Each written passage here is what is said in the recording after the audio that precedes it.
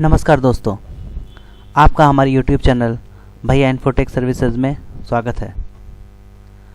आज का हमारा टॉपिक है एप्लीकेशन सॉफ्टवेयर। पिछले वीडियो में हमने बताया था सिस्टम सॉफ्टवेयर के बारे में। अभी तक आप लोग जान चुके हैं कि सॉफ्टवेयर 3 तरह का होता है: सिस्टम सॉफ्टवेयर, एप्लीकेशन सॉफ्टवेयर और एक सर्विस सॉफ्टवेयर। तो सिस्टम सॉफ्टवेयर के बारे में आप लोग जान चुके हैं, जिसके बारे में पता है कि सिस्टम को खुद के यूज़ के लिए उसका ज़रूरत पड़ता है। जैसे कंप्यूटर को एक बेस या प्लेटफॉर्म देने के लिए सिस्टम सॉफ्टवेयर बनाया जाता है, ताकि वो यूज़र के लिए एक बेस तैयार कर सके जहाँ पर जाकर यूज़र अपना काम कर सके। अब वहाँ पे यूज़र काम क्या करेंगे? तो काम करने के लिए या तो यूज़र उसमें डाटा एंट्री का काम करेगा, या पेंटिंग का काम करेगा, या किसी भी तरह कैलकुलेशन या मीडिया प्लेयर, बहुत तरह का चीज़ होता है। तो हर काम के लिए एक अलग अलग तरह का एप्लीकेशन डेवलप किया रहता है। मान के चलिए किसी यूज़र को पेंटिंग करना है, तो पेंटिंग करने के लिए वहाँ एक पेंट नाम का एप्लीकेशन बनाया हुआ रहता है। तो एप्लीकेशन डेवलप किया जाता है किसी प्रोग्रामिंग लैंग्वेजेस के थ्रू। तो चलिए अपना वीडियो शुरू करते हैं। इसका डेफिनेशन हम लोग देखते हैं। एप्लीकेशन सॉफ्टवेयर, वीडियो को ध्यान से देखिएगा और पूरा देखिएगा। The software which are specially designed to perform some specific application or task are called application software। मतलब एक सॉफ्टवेयर डिज़ाइन किया जाता है जिसमें कुछ खास टास्क के लिए कुछ डिज़ाइन किया हो रहता है, जो कि एक स्पेसिफिक खास एप्लीकेशन के लिए बनाया जाता है, जिसमें एक लिमिटेड वर्क किया जा सकता है। It is also known as package. ये एक पैकेज के रूप में होता है, जिसमें एक पैकेज से रिलेटेड सारा काम करने के लिए आपको टूल्स दिया जाता है। This application software are created by the help of any programming languages.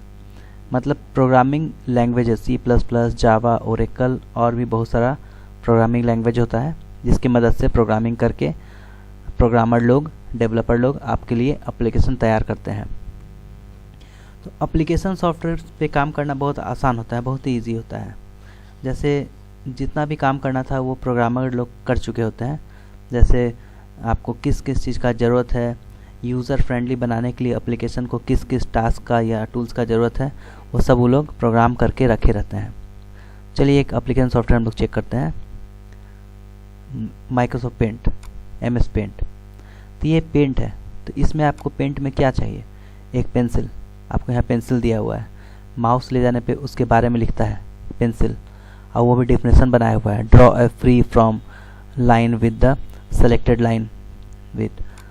तो इससे आप लोग पेंटिंग कर सकते हैं। अगर कहीं गलत पेंटिंग हो जाता है तो आपको क्या चीज़ का ज़रूरत है? एक इरेजर का। पेज में भी अगर पेंटिंग करते हैं तो एक रबर से मिटाते हैं, तो यहाँ पे एक इरेजर बना के दे दिया गया है। इरेजर, उसके बारे में डेफिनेशन भी लिखा हुआ है, इरेजर से क्या होता है। मतलब ये सारा डेफिनेशन के साथ, सारा डिज़ाइन के साथ बना हुआ रहता है। इससे हम लोग इरेज कर सकते हैं। इरेजर अगर बड़ा छोटा चाहिए तो वो भी ध्यान देकर उसको बनाया गया है साइज़ के लिए। बड़ा छोटा इरेजर यहाँ पे दे दिया गया है। अगर हमको पेंसिल का ज़रूरत है और इसमें किसी कलर का ज़रूरत है तो यहाँ पे कलर दे दिया गया है। तो कलर के लिए भी प्रोग्राम करके डाला हुआ होगा, लेकिन यूज़र के लिए क्या है? एक एप्लीकेशन टास्क बना के दे दिया गया है, पैकेज बनाकर, जिसमें आपको ज़रूरत का सारा चीज़ आसानी से अवेलेबल हो जाता है। कलर और ज़्यादा चाहिए तो एडिट कलर का भी ऑप्शन दे दिया गया है। यहाँ प्रोग्रामर लोग का दिमाग है कि आपको यूज़र को किस किस चीज़ का ज़रूरत हो सकता है इस काम के लिए, तो सारा चीज़ बनाकर उसमें ऐड कर दिया जाता है, जिससे आपको कुछ पेंट से रिलेटेड या वर्ड से रिलेटेड या जिस भी एप्लीकेशन पे काम कीजिएगा उस पर काम करने में कोई भी तरह का परेशानी ना हो। तो इसमें अगर सेव करना है आपको तो यहाँ पे सेव, प्रिंट करना है प्रिंट, सब कुछ सिस्टमेटिक ढंग से रखा हुआ रहता है इस एप्लीकेशन में, हर एप्लीकेशन में। बस उसको समझने भर का देरी होता है। थोड़ा सा स्टडी करने पे वो सारा का सारा फीचर समझ में आ जाता है।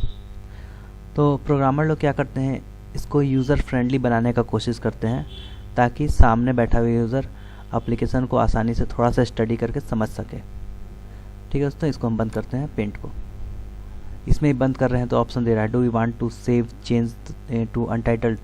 मतलब ये फाइल का भी कुछ नाम नहीं है, क्या आप इसको सेव करना चाहते हैं या नहीं सेव करना चाहते हैं, या इसमें से कुछ नहीं करना चाहते हैं, तो डिसीजन यूज़र सामने पढ़ के ले सकता है। हमको सेव नहीं करना है इसलिए डोंट सेव कर देते हैं।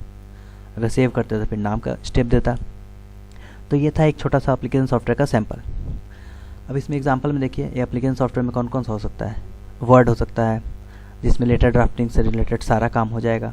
एक्सेल हो सकता है जिसमें आपका डाटा एंट्री से रिलेटेड सारा काम हो जाएगा, सारा टूल्स होगा जिसमें आप आसानी से डाटा एंट्री कर सकते हैं। नक्शा बनाना होगा तो उसके लिए ऑटो कैड है, पेंटिंग करना होगा तो पेंट है, फ़ोटो में कुछ एडिटिंग करना होगा तो फ़ोटोशॉप है, अकाउंट्स का काम करना होगा तो उसके लिए टैली है।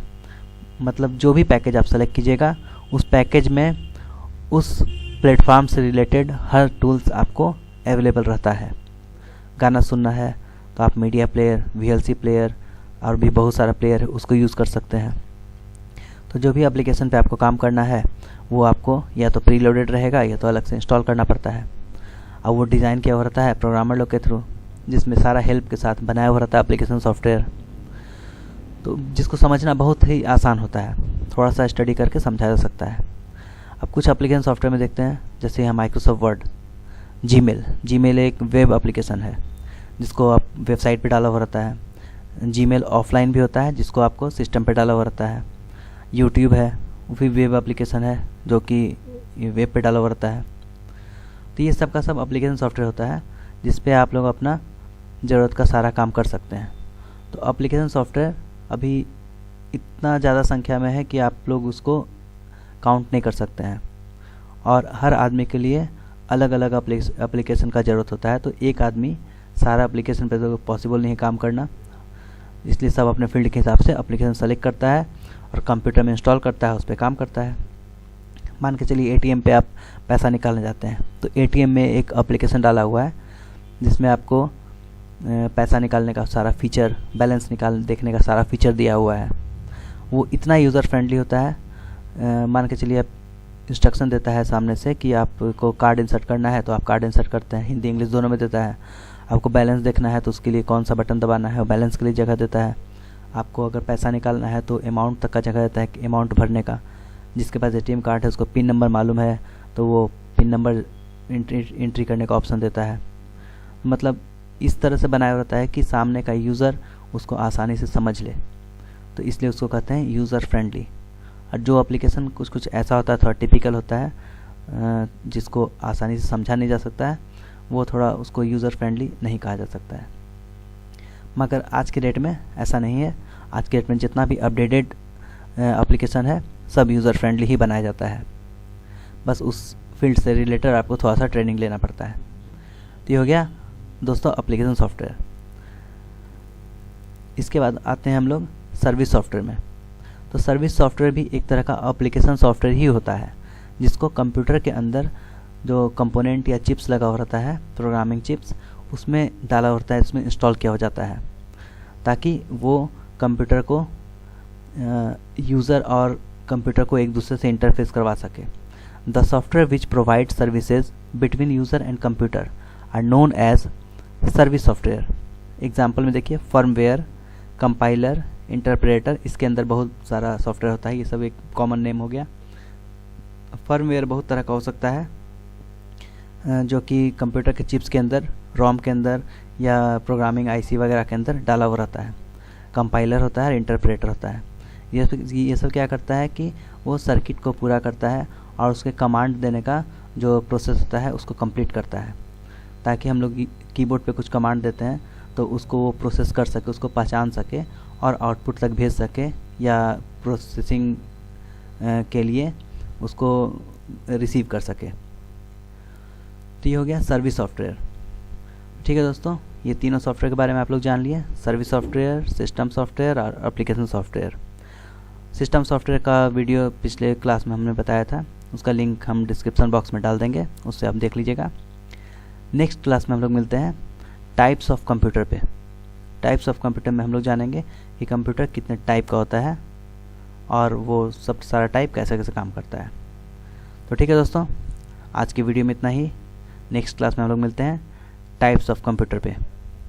अगर आप लोग को वीडियो पसंद आए तो वीडियो को लाइक ज़रूर करें। चैनल को अभी तक आपने सब्सक्राइब नहीं किया है तो सब्सक्राइब ज़रूर करें और हो सके तो शेयर भी करें ताकि दूसरे लोग भी इसका फ़ायदा उठा सकें। Thank you.